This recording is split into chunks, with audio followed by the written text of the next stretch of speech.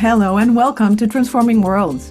In this episode, I have an incredible conversation with Dr. Swan Dao.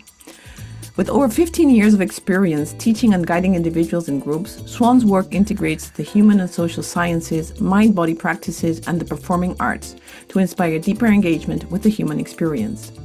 Swan wrote their PhD thesis on freedom and personal transformation at the University of Cambridge.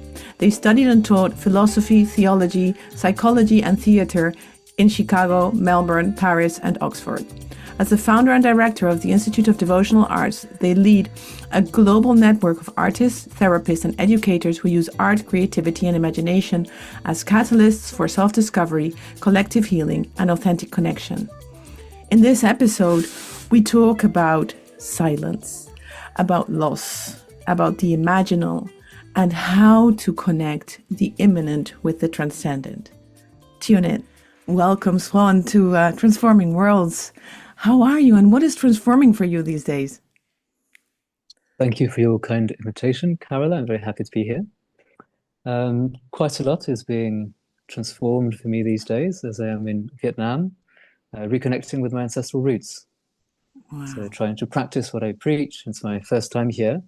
Half of my family is from this country. And believe it or not, I'm trying to learn the language again. Because I grew up speaking it. It's one of my mother tongues. I think it's something few people can say. I have videos of myself speaking fluent Vietnamese, and I can't understand what I'm saying. So I stopped speaking when I was 8. So it's been quite some time. I'm trying to reconnect with the culture and, realizing that at the end of the day, I was brought up in the West, so I'm bound to remain a Westerner. But it is part of me. And in Vietnam, ancestor worship, as you may know, is very important. And they say that you should honor and remember 5 generations back, at least. Yeah.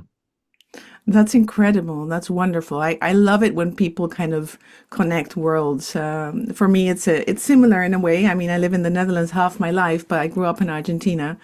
And it took me a while to learn the language, but I'm sure that you will too.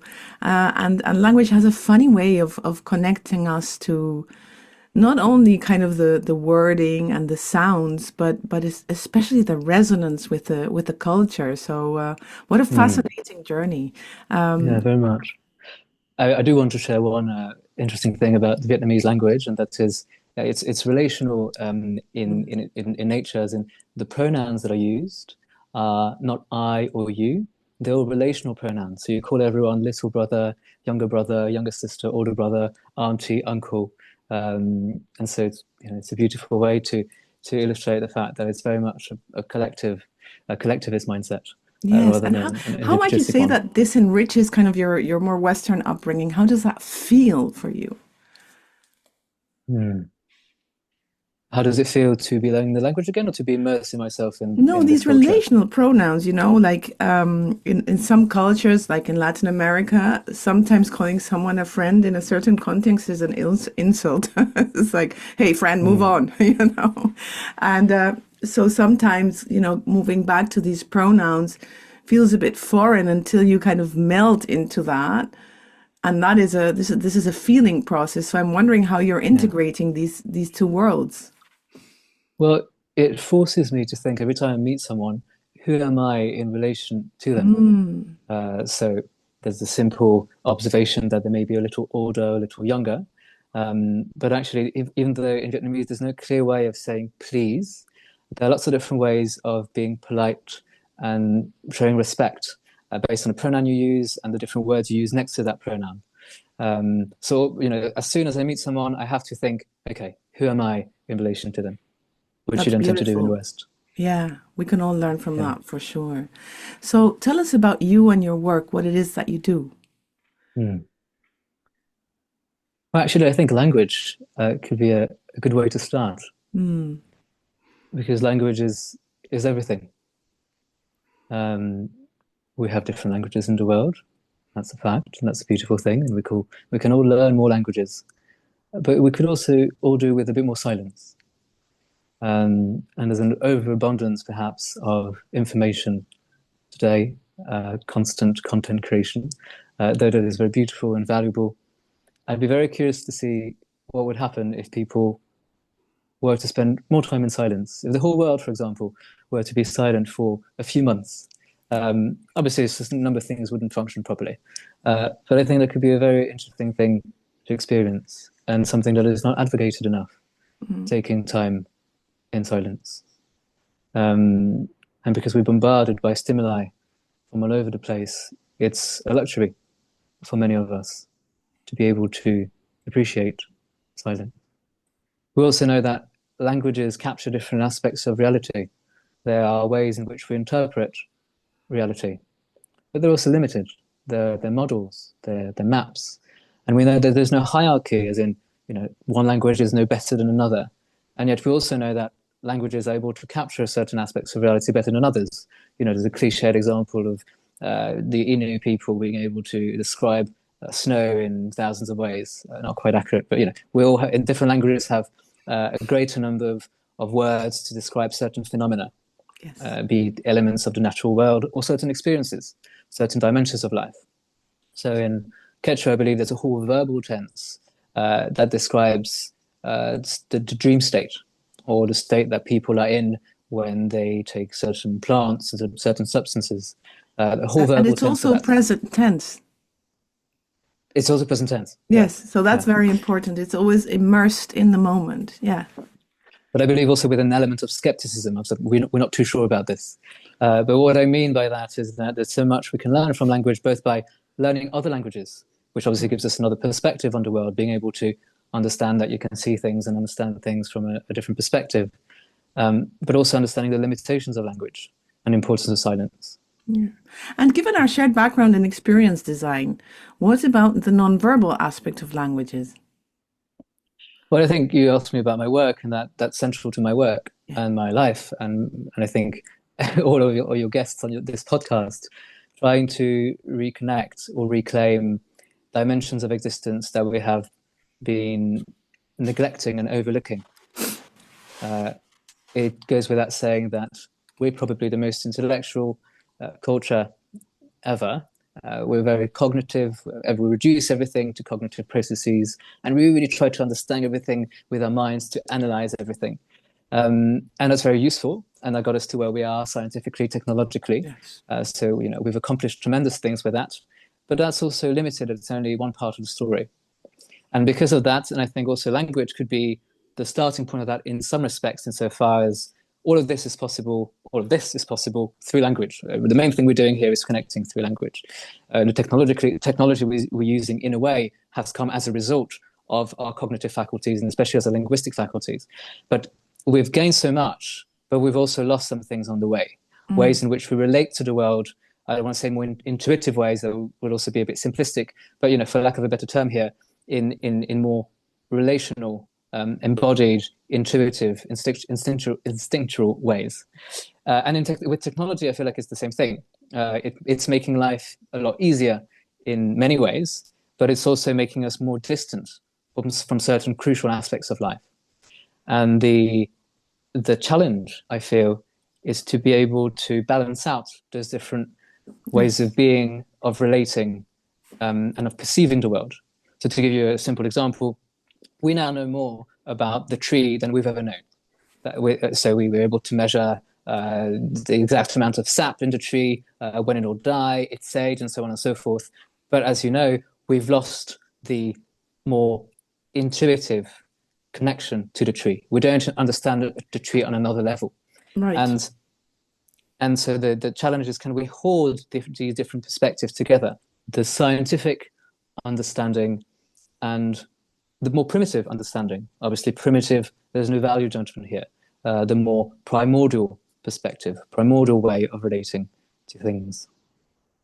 So arriving to that necessitates a process of grief, of loss, of perhaps going too far down the cognitive path, only to realize that that path needs to be integrated with so much more. And I think this is central to your work.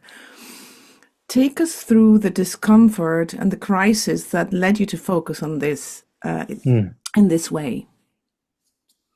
I think if I'm to claim a personal quality, as it were, it is lucidity.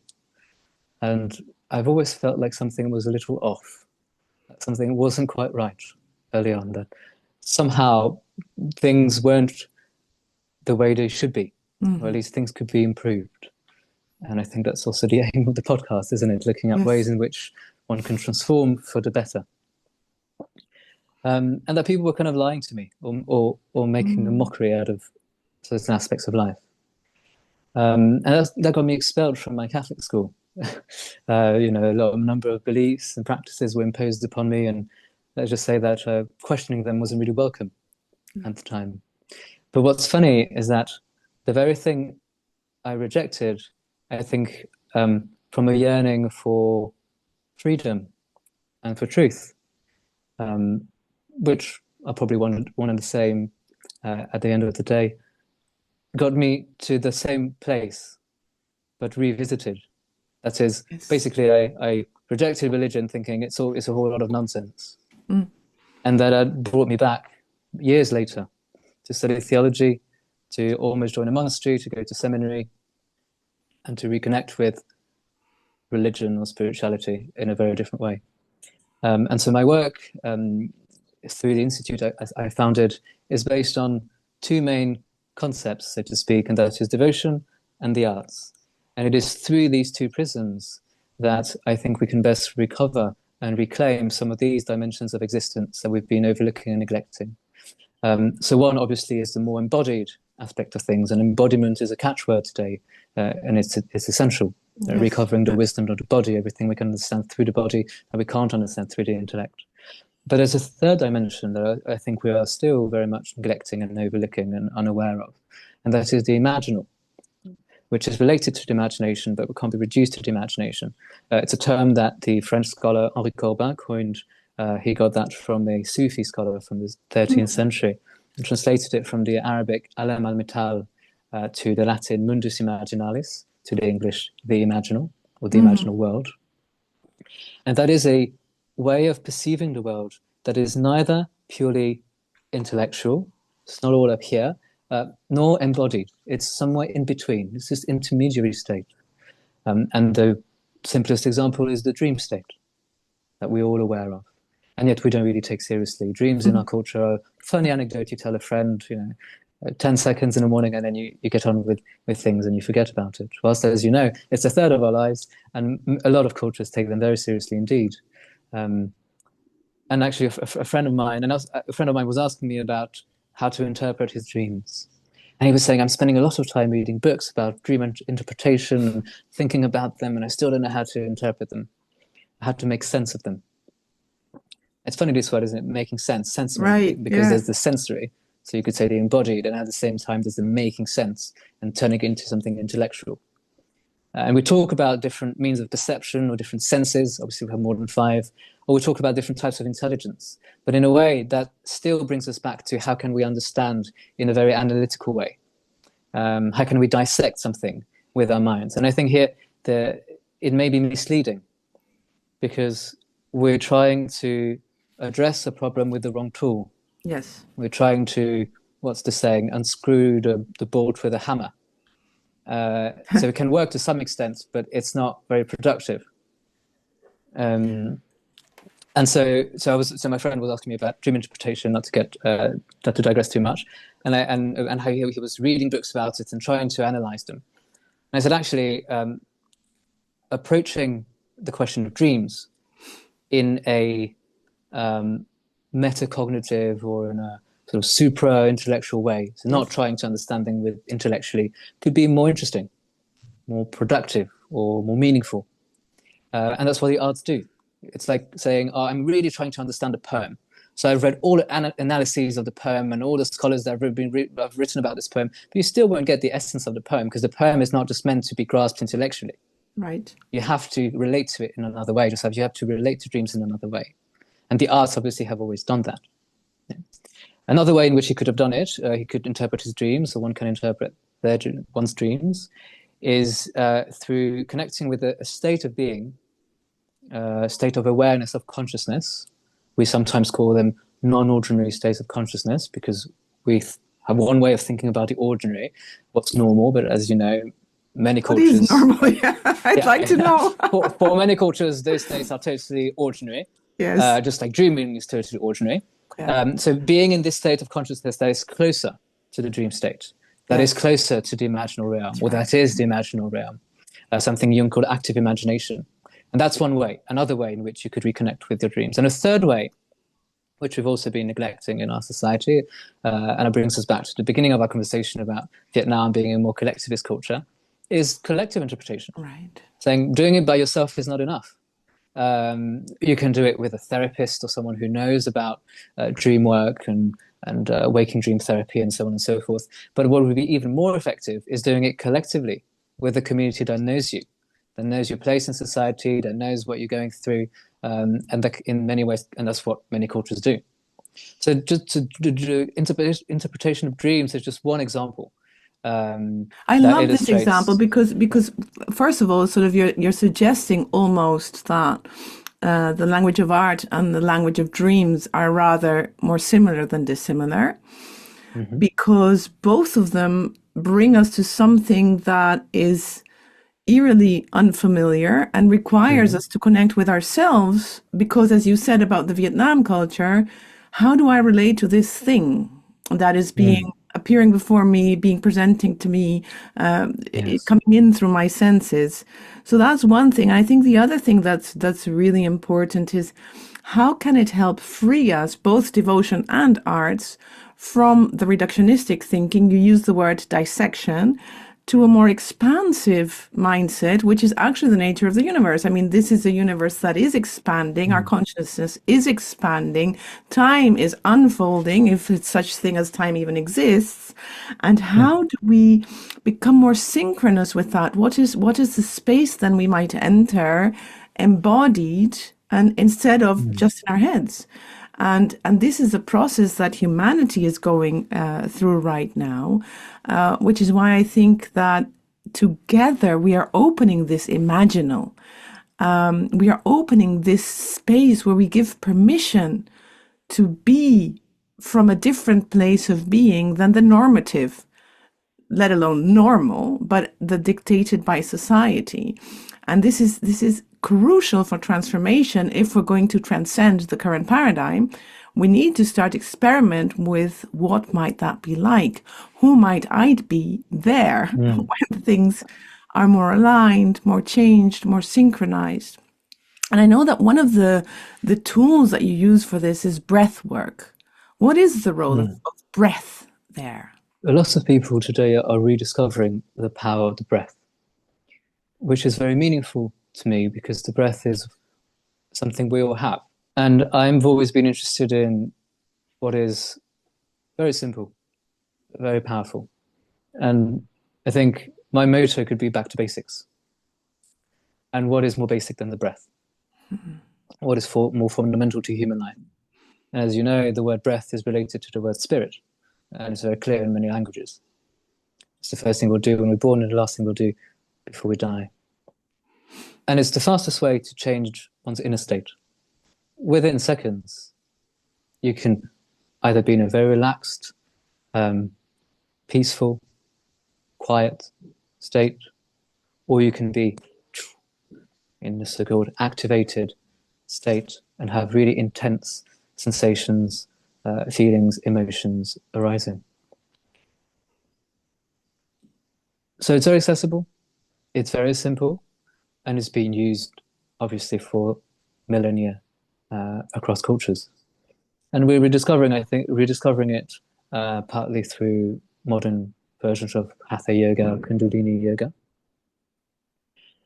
And it's one of the ways in which people can easily access those so-called expanded states of consciousness.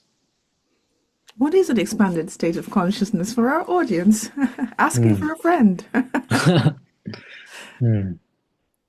think it's one in which you can adopt a broader perspective on things, but from an embodied and imaginal place.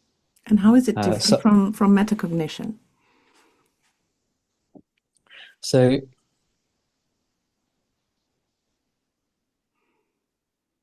just like the dream analysis I was referring to, there are ways in which one can relate to reality that gives you another kind of understanding that you can't necessarily translate into words words will be reductive. Yes. Words will never capture the experience fully. Words are helpful, but only to some extent.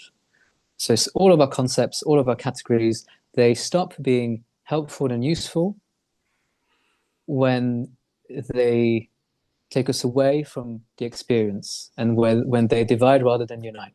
Mm-hmm. Another way in which language is used.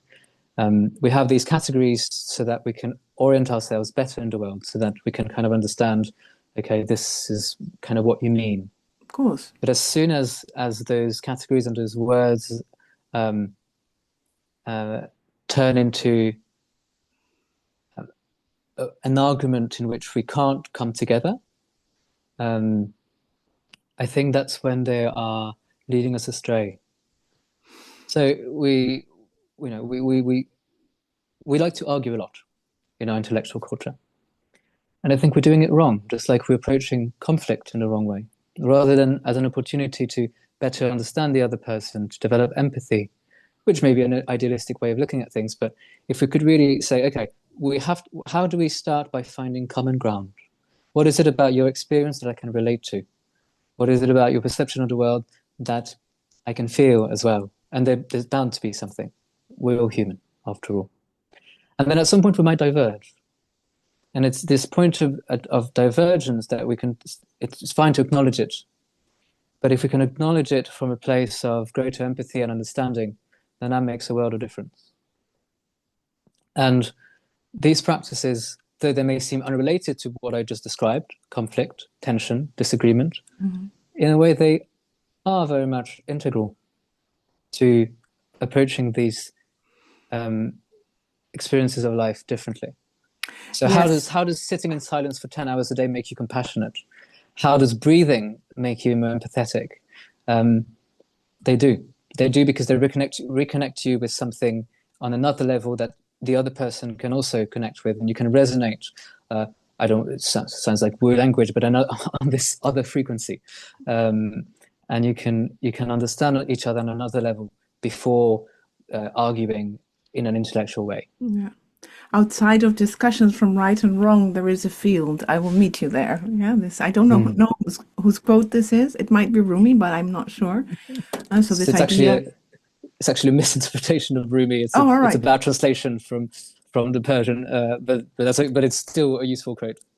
Yes. Okay, so tell us about it. So what should it be? Where did language reduce it to what it wasn't? But that's also useful, the way in which we misinterpret certain quotations or certain schools of thought, because I think it tells us a lot more about what we want to say, what we want to find, and much more about what the present is all about, rather than trying to get the past right. So it's Sure, but that is a space for this divergence, because the minute we do that, we're bringing expectations into the present moment, and reality is not our expectations, it's what it is. And so that's kind of a slippery slope in some ways.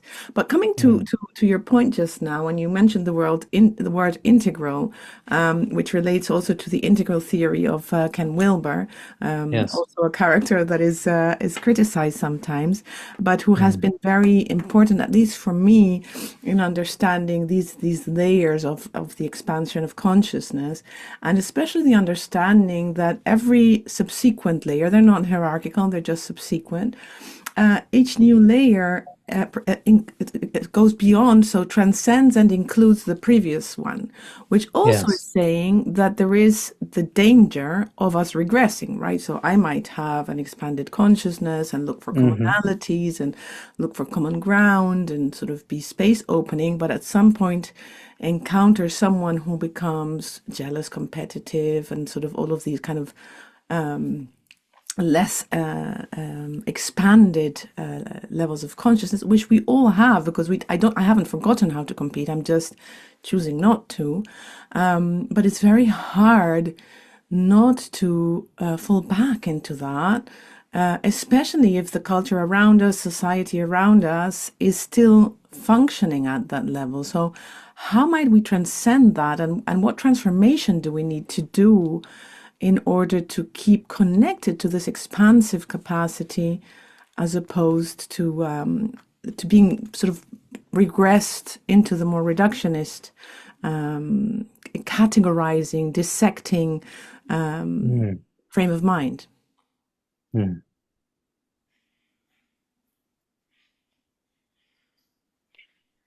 So my approach is through what we tend to call the arts and spiritual experience and spiritual practices.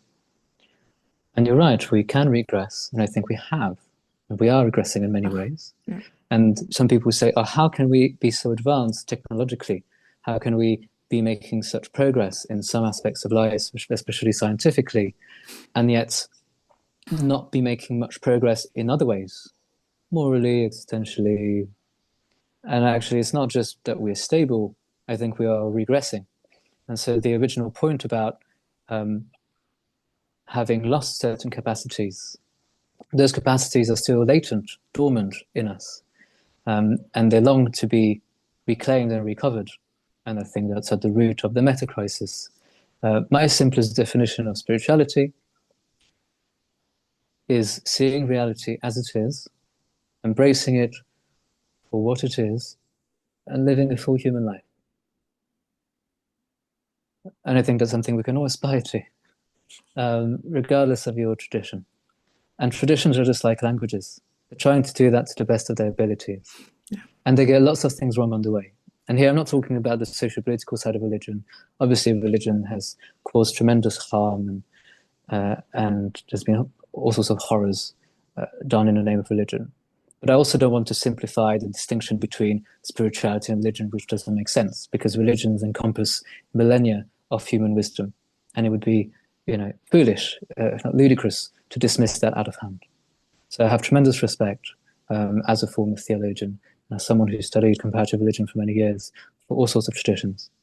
I can also mention one of my ancestors from this country, from Vietnam. He was a pioneer of the Cao Dai faith, which is similar to the Baha'i faith insofar as it's a syncretic tradition. It's monotheistic, there's one God, but Jesus, the Buddha, Muhammad, and other prophets are simply interpreting the different divine message in different ways at different times. So where am I going with this?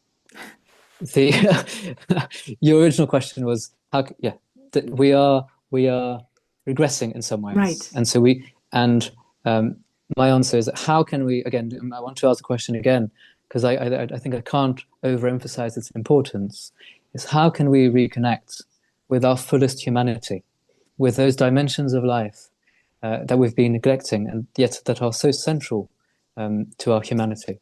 I think we downplay evolutionary psychology, how a lot of our decisions are made because of our reptilian brains rather than our sophisticated intellect. But we also overplay the role of the sophisticated intellect, and we try to justify everything with that. So artistic expression we tend to think of as self-expression today. And we've also reduced it to culture or entertainment. And we go to specific places to consume art or to enjoy art. So it's a lot about aesthetic pleasure. Mm-hmm. I enjoy this. It gives me it makes me feel good in some way. Yeah. We go to a museum, we go to the theatre, to a concert hall, to a gallery, and so on and so forth. And actually, I was just talking to a friend, because I'm a member of a choir here, and I was asking him about what songs he sings outside of the choir context. And he told me, what do you mean? And I realized, actually, he never sings. He practices outside of the choir context.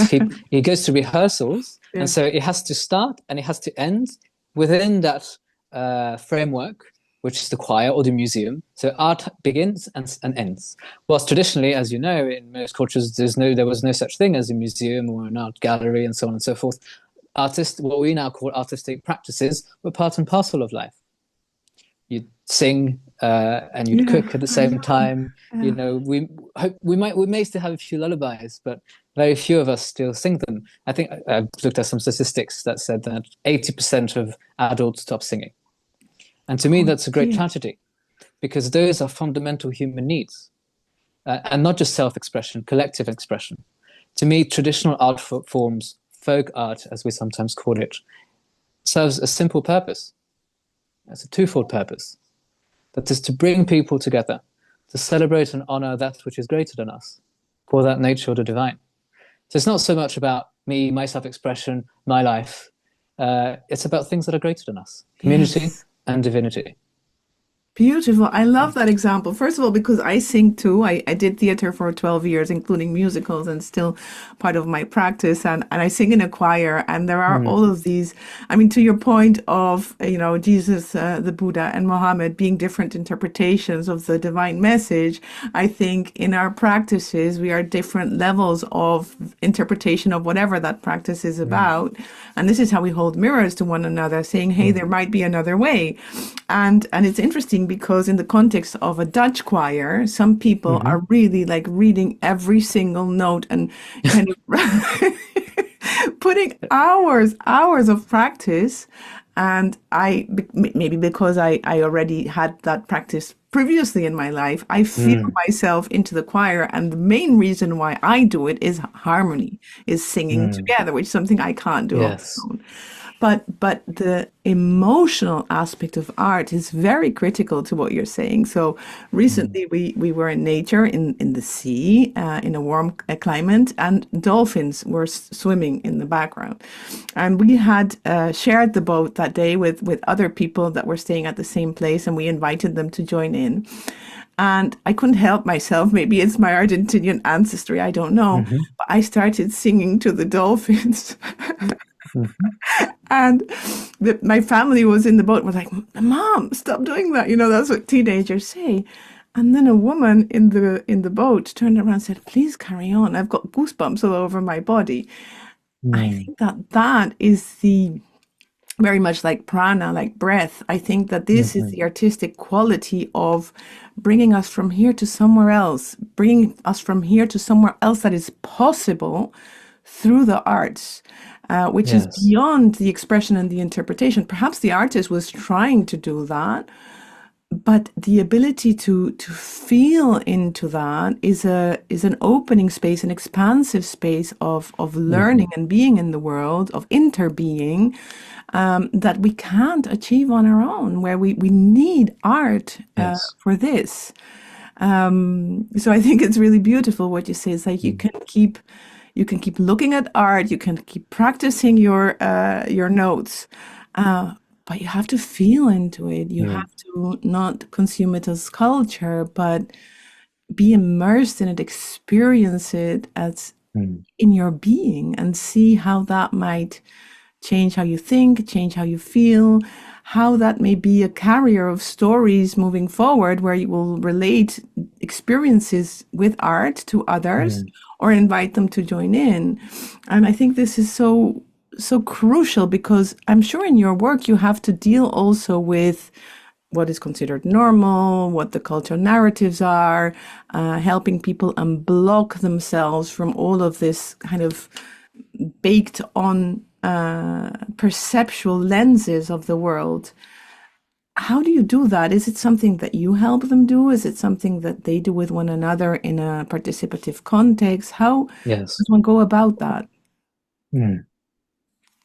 First, I should say that your experience with your choir in the Netherlands very much resonates, as I just described, but also we spend so much time rehearsing and trying to get each note right. So we hardly get through an entire song just enjoying it and just singing it together. We have to stop every time.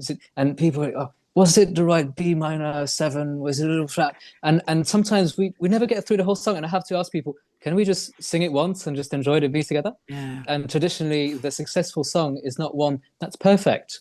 It's not one that's a display of musical prowess, of artistic talent, but it's one that brings people together. And as you say, it's one, the interconnection is on different levels, as always. And it's one where the imminent meets the transcendent. You're very much here, and that's the we come together aspect. We are here together, But there's also the transcendent. It's more than just us, and there's something else happening through us, and we're just letting it happen. And I think that's the definition of transformation right there. The imminent transcendence. It's also the definition of devotional arts in a way. Yes, so but it's aligned. The moment you see the portal, the moment you see the door, walking through it is just intuitive. It's simple. It's something you're drawn into. It's the capacity to allow that meeting to take place and that portal to open that is transformative. I love it. Yeah. I wouldn't even say walking through it, because in my mind that's already too active. It's happening, whether or not you're just allowing it to happen. Yeah. The limitations of language again. Yeah. There are different poetic ways of describing it, but I think we're on the same page here. It's an allowing yourself, allowing what emerges. It's an allowing. Yeah. Yes. And to address your question more directly, yes, I think people are alienated in many ways, but artistically, both artists and non-artists, and we've divided the world into those two categories, which would not have made sense in many traditional societies, because you would just sing, you would just dance. There's no question. Just like we speak and walk, and the fact that we can't sing and dance and many other things that we call artistic practices is just like using the ability to sit, to walk and to talk, or to express emotions and so on. Actually, it reminds me of when I lived in South America when I was quite young, right after school. I was asked what the traditional dances were where I was from. And being very ignorant, well, first, I was shocked because they had a crazy number of bank holidays and festivals. So every other week there seemed to be a festival. It was in Peru. Every other week they seemed to have a new festival. And I thought, I was teaching English there, and I thought, they'll never learn anything if they're constantly dancing and celebrating for. So again, with my Western mindset, I wanted to be more productive, and I wanted them to learn more rather than I didn't understand at the time the value of these practices, and being very ignorant again. I told them we had no traditional dances back in Europe, or in France, where I grew up, and in England. That's how ignorant I was at the time, apart from going clubbing. Since then, fortunately enough, I got to reconnect with some of those traditions. But I think that's how most people would think today in the West. It's a waste of time, or it's a nice add-on. Maybe it elevates life in some ways, or it's cultural enrichment, or it's self-expression, but it's optional. And that's why the arts are not being funded. We're talking here about what we call the fine arts or artistic practices. But you could extrapolate and talk about the humanities and the social sciences as well, the liberal arts. Yes. But before going down that rabbit hole, yes. So the way in which we think of art, to approach art today, is alienating in my mind, both for so-called non-artists and artists. Non-artists is pretty simple. They don't dare to create, to express themselves. To engage in those practices. They think, oh no, I'm not a singer, I can't sing, or I can't play the piano. But whilst if you just press a key and you listen, or just press 2 notes, anyone can do that. And I think there's tremendous value in being able to dare to press those 2 notes and to enjoy them and to share them with others. And sometimes that's more meaningful than going to a concert and listening to an amazing Schubert or Bach piece. That's valuable in a different way. Yes. And so this place of the passive observer, and it may be a cathartic experience, and I don't want to undermine the value of performance, and it has a place in our society, but it's way overemphasized, emphasized over other ways of experiencing and sharing art as a collective practice, something that someone may guide, but something that everyone's engaged in, which obviously is closer to ceremony and ritual. Yes. So yes, alienating for the non-artist who's relegated to the position of passive observer, of audience member, who doesn't really engage on another level with these practices. But also, and that may be less clear to some, I think alienating also for the artist. Society puts artists on a pedestal today, and not everyone thinks of themselves as an enlightened being, but rather than saying art is a technique amongst others. Just like baking or other forms of creating things, science, entrepreneurship, other ways of leveraging creativity, other ways of contributing to society. And it's not something special. All other things are special, if you will. And also because we seek perfection, performance, aesthetic prowess, we may miss out on other things. So to give an analogy with sport, why would you spend your entire life trying to run a second faster than the other person? Why? I mean, it has some value, but it's also sad. And instead of trying to get things perfect, why don't you try to get other people to engage in what you're doing? Isn't it more valuable to run with your friends in some ways than to get to spend 10 hours a day trying to run a second faster than the other guy? Mm-hmm. So this competitive mindset or this perfectionist mindset, rather than something that is just profoundly simple and human and shared, I think is also a great shame also for How do we artists. shed that? How do we get rid of that? I mean, it seems to me that institutional religion has played a very important role here in the performative aspect of, you have to do things right or you're a sinner, and sort of saying it very black and white. But how do we get rid of this? How do we connect back to this sensing capacity, this enjoyment capacity? It's like almost the minute it's enjoyable, it can't be right. For many people, and for the capitalistic system, for sure. Yeah, it's funny you should say that. I've never heard it phrased this way, and it sounds quite shocking actually. And I very much hope that there aren't that many people that think this way. According to Aristotle, the right action, the moral action, is the one that is carried out by someone who also feels good about it. So much that it becomes so much second nature, and they don't have to think about it. It's part of their character, but it's also something they generally enjoy doing. Yes. Similarly, I think if we shouldn't have to push ourselves, so it shouldn't be hard. If it's basically, I think if you're doing something right, be it morally or in other ways, and it feels bad, you're doing something wrong. Yeah. There's a piece of the puzzle that you're missing, that you haven't Yes. integrated yet. And I'm not sure that religion plays such a big role in this. I mean, I'm thinking about the USSR, for example, and how they turned traditional art forms in Georgia, a country that I lived in for some time, and through the Institute of Devotional Arts, we organized singing tours, singing journeys in Georgia, where we spend time with local families who sing in remote villages in Georgia. And there's still a tradition, a local tradition, a living tradition in Georgia of polyphonic singing. And people sing around a table with families, with friends.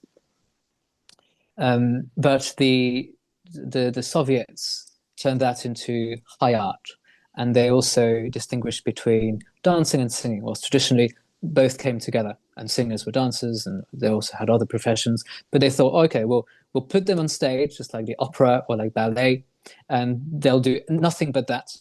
And so obviously they were amazing, and they are. And so, but because of that, some people again are alienating, thinking, I'll never be as good at them, so I'm not even going to try. Yes. And the singers just sing, they don't dance, and the dancers just dance it and sing. And it's because they've become, amazing at what they do, but that's all they do. And they don't do it so much for the community anymore. They do it to tour over the world, to publish albums and so on and so forth. And it contributes perhaps to spreading Georgian culture all over the world, and it has some value. I don't want to deny that. But it's also, again, there's this, it's progress and regress in some ways. Yes. Just like technology and other ways. So you could say cultural advancement in some ways, but human regression in other ways. Yeah, great contrast right there. I think that's the biggest issue we still have to find ways to integrate. It also comes from how we've defined culture as non-savage. So that is kind of putting ourselves in our own cage. And I'm glad for you that this phrasing, which was purposefully, to provoke your reaction, of course, perhaps a bit strongly put, that is not the world you live in. But I think that we have to be compassionate and see that it's where many people still are these days, trying to keep up with the Joneses, trying to pay their mortgage, their rent, living from month to month. It's a large part of humanity who unfortunately becomes alienated from their gifts because they are cogs in the machine. And it's so important that we realize that this is not what life is about. But it starts with very simple and small things. So even though I feel like a lot of what we share today remains overly theoretical and abstract, there are lots of very simple, concrete things one can do. We mentioned the breath, that is simple and accessible. So take singing. I think many cultures have understood what singing is all about, beyond just, as I said, artistic, a display of artistic beauty. And there are practices I share and I engaged in myself. And there's one that comes from the Maori tradition that I just shared with a lawyer friend of mine in Toronto who did it with his baby. And it consists in a song that the father of the child composes. And the father massages his wife's feet while she's pregnant. And the closer to the time of delivery, the more often he massages her feet. And then he's the first person to welcome the baby into the world with that song. Obviously, the woman's body knows that it needs to relax. The body relaxes, it feels familiar, and it's an amazing connection that the father has with his child. And then you keep singing the song, and it's the child's birth song. Beautiful. A very simple practice that anyone can do, even if it's just humming, even if it's just a simple tune. And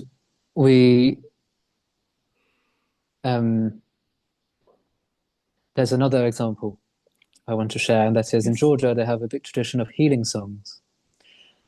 And some of the local hosts that welcomed us shared a healing song with us that they sang for one of their nephews that had had a car accident and he was in a coma for many months. They asked them to come and to sing that song for him. And when he eventually woke up months later, he said the only thing he could remember from that time in a coma was the song. Yeah. That's how simple, deep, and meaningful these practices are. The third one, the last one I want to share with you, is a way to reconnect with your roots and your ancestry. And you mentioned time early on. And I think one way in which we can learn to relate to time in a less consumeristic, individualistic way is simply to remember where we come from and where we are now. So our ancestry and our current environment. And one way to do that is to perhaps learn a song that one of your ancestors sang or could have sung. Yeah? And it could also be distant ancestry in an ancient language. We talked about language, and I think there's something to ancient languages, Sanskrit, Hebrew, Pali, that has deep meaning and that helps us remember. And to sing a song, reminding yourself or remembering your ancestors for a rather long period of time, say every day for a year. And the commitment's important here. We want everything, obviously, in our fast-paced world to be instantaneous. But in the Buddhist tradition, you go on a 3-year, 3-month, 3-week retreat, and there are many other traditions in which it takes years to get to a certain point of consciousness expansion, for lack of a better phrase. Yes. So sing that song that your ancestor could have sung for an entire year, gifting it to them, and see what impact it has upon you. It's so beautiful. And if we were to do this, all of us, what would happen to our society? What society might we be in, say, 10 years or 50 years? What might that look like? Well, the integral dream, in my opinion, is to be able to hold those ways of being, those ways of relating and of perceiving the world together. As you said, transcending and including and transcending. Rather than saying, we have to go back to the old way of doing things, which we can't do. We shouldn't try to do. Or we just have to reinvent the wheel constantly. And that's key to what we sometimes call spirituality.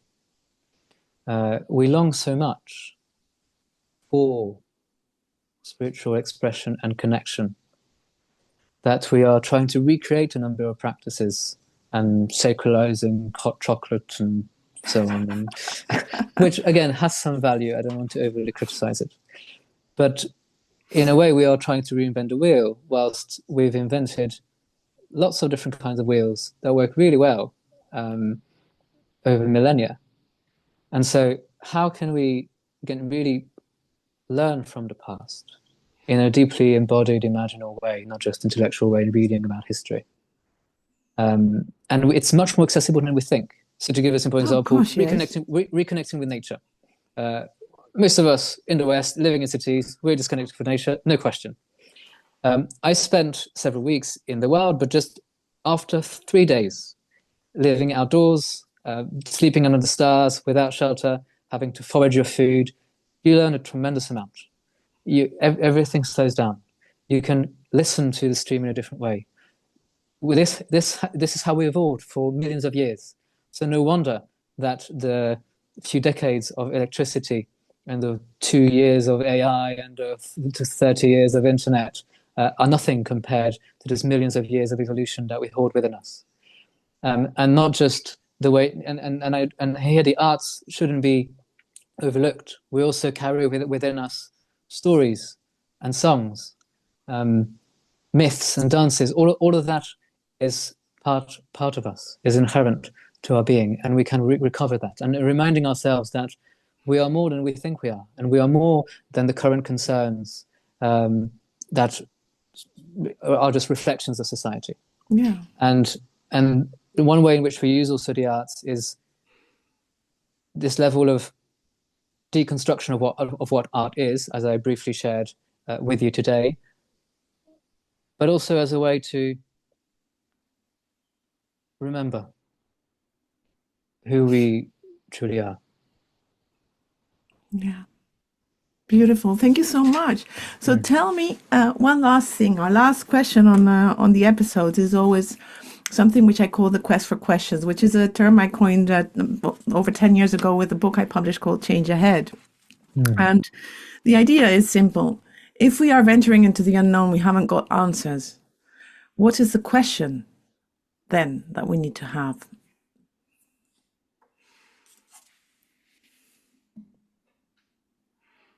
If we are venturing into the unknown, Yes. what is the question we need to have? Yes. How do we be there, embodied and well, with what inquiry, with question, which sense of wonder? What might we ask ourselves? So I wish to give you a threefold answer. Yes. One is a philosophical answer. That was my original training. One is an artistic answer, also central to my path. And one is about devotion, which we didn't actually address today, which was supposed to be central to our conversation, but it will be perhaps for some other time. So the philosophical answer leads me to think about asking the right kind of question. And I actually wonder if this is the right way to approach things, thinking about the future. Do we need to ask more questions? Or do we need to listen more? Or do we need to try to understand in other ways?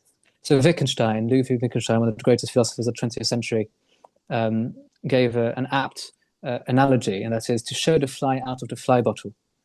Because in his opinion, a lot of the fundamental questions upon which rests Western civilization are misguided.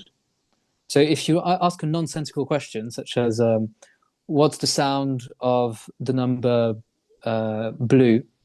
That doesn't make sense. You're wasting your time. You may provide a very sophisticated answer, but it won't be helpful.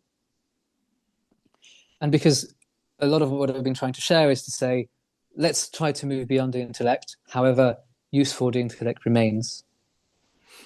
Just like dream interpretation, I wonder, shouldn't we try to address this question or even to ask it, even before trying to answer it, in another way? Yes. Yeah.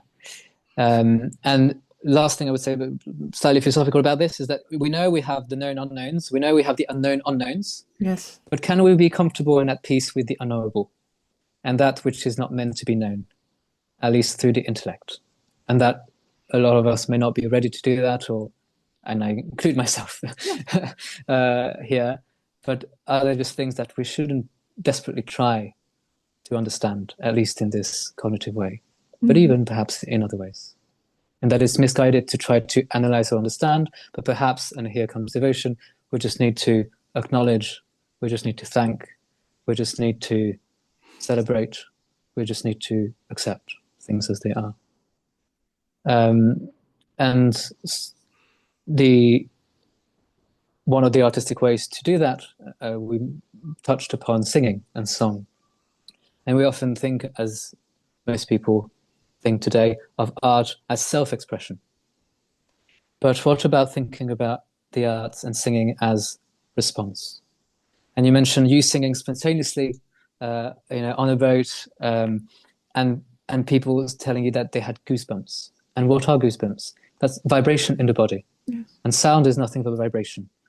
and I don't want to get too woo about this, but string theory is vibration, and everything vibrates. Yes. And so song is not just let's vibrate with it is vibrating with the world, but it's also responding perhaps to the subtle vibrations that we're perceiving on different levels. And it's not just responding, it could be communication. Yes. The world is calling and we're responding. It's call and response. So can we think, so the answer perhaps is in the response. It's in listening and it's in responding, but not responding in analytical ways, responding in those ways that make us fundamentally human beyond our intellectual capacities. That's beautiful. Wow, it's the most detailed answer I've gotten to this question, and really wonderful. Thank you for sharing that. So tell us, where can people find you and find your work? They can find me on LinkedIn. I'm Dr. Swan Dao, DAO. Yes. And our Instagram is Institute of Devotional Arts, and the website is devotionalarts.org. We will add all of those links to the show notes. So thank you so much, Swan, for being with us, for sharing some of your precious time in Vietnam by being here, the beautiful energy you bring, and your wonderful way of navigating us through these complex topics and things that are so essential to who we are. So thank you so much. I've learned a lot. Thank you, Carola. It's been a pleasure speaking with you today.